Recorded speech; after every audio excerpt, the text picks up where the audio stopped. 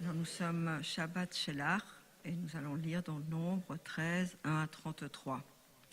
L'Éternel parla ainsi à Moïse.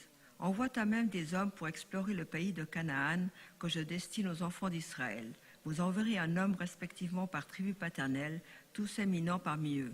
Et Moïse les envoya du désert de Paran selon la parole de l'Éternel. C'étaient tous des personnages considérables entre les enfants d'Israël. Et voici leurs noms. Pour la tribu de Rouben, Shamoua, fils de Zakour. Pour la tribu de Shimon, Shaphat, fils de Hori. Pour la tribu de Juda, Caleb, fils de Yefouné. Pour la tribu d'Isachar, Yigal, fils de Joseph. Pour la tribu d'Ephraïm, Oshéa, fils de Noun. Pour la tribu de Benjamin, Palti, fils de Raphou. Pour la tribu de Zébulon, Gadiel, fils de Sodi. Pour la tribu de Joseph, formant celle de Manassé, Gadi, fils de Soussi. Pour la tribu de Dan, Amiel, fils de Gemali. Pour la tribu d'Acher, Zetour, fils de Michaël. Pour la tribu de Naphtali, Nabi, fils de Vofsi. Pour la tribu de Gad, Geouel, fils de Machri. Tels sont les noms des hommes que Moïse envoya explorer la contrée. Moïse avait nommé Oshéa, fils de Noun, Josué.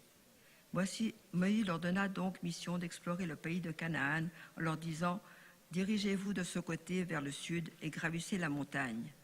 Vous observerez l'aspect de ce pays et le peuple qui l'occupe, s'il est robuste ou faible, peu nombreux ou considérable. Quant au pays qu'il habite, s'il est bon ou mauvais, comment sont les villes où il demeure, des villes ouvertes ou des places fortes. »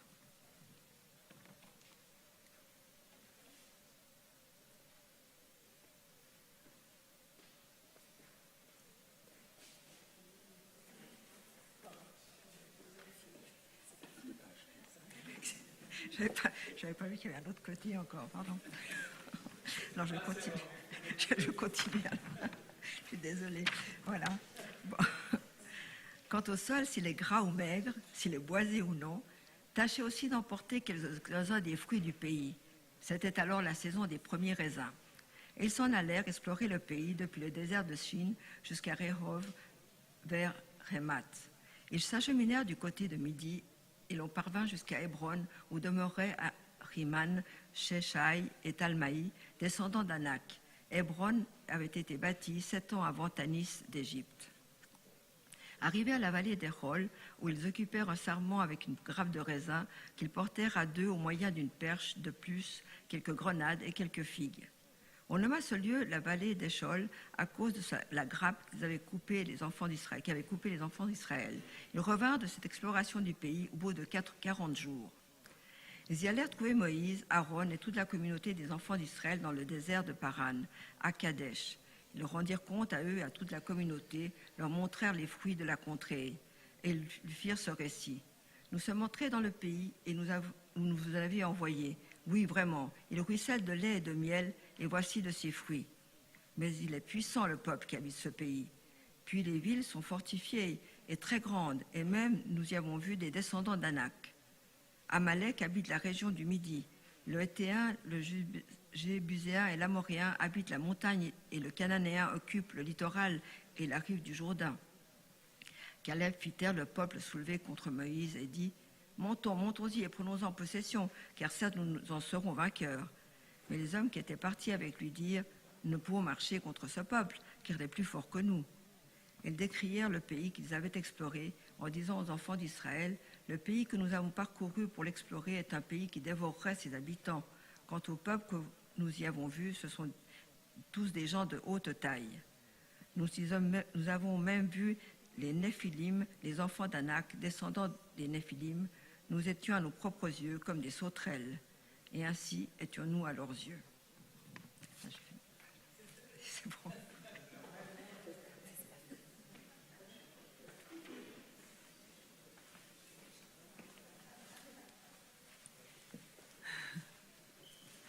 Shabbat Shalom. Shelar Lera, la paracha de ce Shabbat. Envoie pour toi, envoie vers toi, ou fuir le bonheur de peur qu'il ne se sauve, comme le chantait Jane Birkin. Le peuple est au seuil de la terre de Canaan, la terre promise. La fin du voyage approche, et Moïse, en leader prudent, envoie 12 hommes explorer le pays, un homme par tribu, en leur demandant d'en apporter des fruits. Le texte explique alors que les explorateurs pérégrinent pendant 40 jours, coupent un sarment de vigne apparemment mutant, puisqu'il faut 2 hommes pour le porter, et ramènent également quelques grenades et quelques figues. Aucune autre mention n'est faite ni des habitants ni des villes. Pourtant, à leur retour, 10 d'entre eux vont faire du pays un récit pour le moins étrange, voire fantasmagorique. Certes, la terre ruisselle de lait et de miel, et l'image fait déjà un peu penser à Charlie et la chocolaterie, mais ils racontent qu'ils y ont vu des villes très grandes, des peuples très puissants, des habitants qui dévorent les gens et des descendants des Néphilim, ces êtres un peu légendaires, soit anges déchus, soit mi-anges, mi-humains, qui ressemblent à des géants. On croirait entendre le récit d'Alice au pays des merveilles, et on peut se demander quels champignons magiques ils ont bien pu consommer sur place. Seuls Josué et Caleb ont un discours plus mesuré et surtout plus réaliste. Certes, il y a des peuples, pas forcément amicaux, mais les habitants sont, comme nous, de simples êtres humains qu'il est possible de vaincre avec l'aide de Dieu. D'autant que cette terre a été promise de longue date par Dieu, qui ne va certainement pas laisser tomber les Hébreux après tous ses efforts et tous les prodiges qu'il a fait pour eux. Mais voilà, ils sont 2 contre 10, et le peuple, suivant la majorité, prend peur, récrimine une fois de plus contre Moïse et va jusqu'à réclamer le retour en Égypte. Ce n'est pas la première fois que, face à une difficulté, le peuple cherche à faire marche arrière. C'était déjà la raison pour laquelle Dieu leur avait fait faire un détour par le désert à la sortie d'Égypte pour éviter le contact avec des tribus hostiles. Mais là, c'est la foi de trop. Dieu promet alors à Moïse de faire un grand peuple de lui, comme il l'avait déjà promis à Abraham. Et d'ailleurs, le titre de notre paracha rappelle beaucoup l'Erléra, va pour toi ou vers toi. Et Dieu proclame qu'il va mettre à mort ce peuple rebelle qui, décidément, ne comprend rien à rien et n'a toujours pas confiance en dépit de toutes les preuves apportées. Et une fois de plus, Moïse, inlassablement, va prendre la défense des Hébreux d'Israël, des enfants d'Israël, en invoquant, dans quelques versets particulièrement émouvants, les 13 midotes, les 13 attributs de Dieu. La colère divine s'apaise, mais la sentence tombe malgré tout. Exception faite de Josué et Caleb, toute cette génération sortie d'Égypte errera 40 ans dans le désert et y mourra. Seuls les enfants nés dans le désert, vierges de toute expérience de l'esclavage en Égypte, pourront entrer dans cette terre tant espérée. Alors que s'est-il donc passé pendant ces 40 jours d'exploration en terre de Canaan? Ou plutôt, que s'est-il passé dans l'esprit des 10 explorateurs pessimistes? Les sages disent que si les Hébreux étaient sortis d'Égypte, il faut encore faire sortir l'Égypte d'eux. Le peuple a gardé ses vieux réflexes d'esclaves, la peur de l'inconnu, la crainte du changement et de la nouveauté, la méfiance, comme une personne maltraitée qui n'aurait connu que violence, privation, manipulation et trahison, à qui on va ensuite procurer de bons soins et de l'attention. C'est trop beau pour être vrai, c'est louche, ça cache quelque chose, des marques de gentillesse pour mieux amadouer et frapper ensuite. Tout ça n'est qu'une illusion. Si cette personne ne parvient pas à surmonter ce traumatisme, elle ne pourra pas avancer, se construire une nouvelle vie, aimer véritablement et accepter l'amour en retour. Le bonheur n'est pas compatible avec la méfiance et encore moins la défiance en l'autre. L'Égypte, c'est ainsi nos mauvaises habitudes, notre passé, nos expériences insurmontées et qui nous empêchent d'avancer, de nous tourner avec confiance vers l'avenir.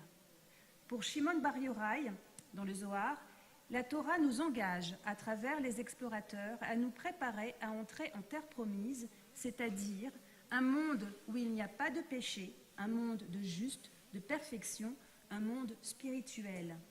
Pour cela, il faut étudier la Torah et suivre la sagesse qui est enseignée. Mais il ne faut pas prendre ce texte de façon littérale il ne s'agit pas tant d'une terre physique à explorer que d'une terre intérieure, spirituelle, notre propre terre, notre propre nature.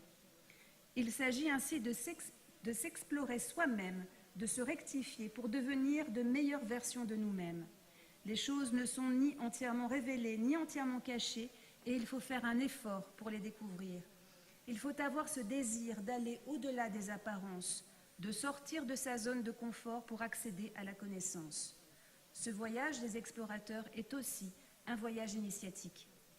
Quand le peuple veut faire marche arrière et retourner en Égypte, c'est vers son passé qu'il se tourne en refusant résolument l'avenir et ses promesses. Et nous, et toi, cher Noah, qui célèbre aujourd'hui ta bat mitzvah, dans quelle direction allons-nous regarder? Shabbat Shalom.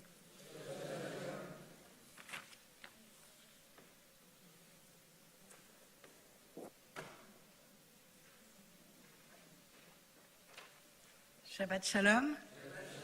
Merci Stéphanie qui nous vient de Paris pour ce magnifique sermon. Donc nous allons nous tourner vers l'avenir et je vais vous raconter ce qui va se passer. Mais avant ça, j'aimerais souhaiter un magnifique Mazel Tov à Noah et puis à toute sa famille ici présente. Et merci de nous jouer le violon comme tu joues, c'est juste magnifique, c'est très rafraîchissant, merci beaucoup. Mazel Tov à vous. Alors, ce soir, après l'office, nous avons un repas shabbatique canadien. Donc, si vous étiez déjà inscrit, vous avez peut-être déjà apporté une salade, un fruit, je ne sais pas. Et voilà. Demain matin, à 9h, il y a le cours du Talmud avec Gérard Manon. Le titre, c'est « Talmud et psychanalyse ». Ensuite, à 10h, il y a l'office. Vendredi prochain, à 18h, vous aurez la possibilité d'acheter les talit à l'étage, avant l'office, qui aura lieu à 18h30. Ce même soir, Friday, 5th of July, there is going to be an English-speaking event after the services, a potluck dinner for all the English-speaking members here. Please enroll at info@gil, and also during the service,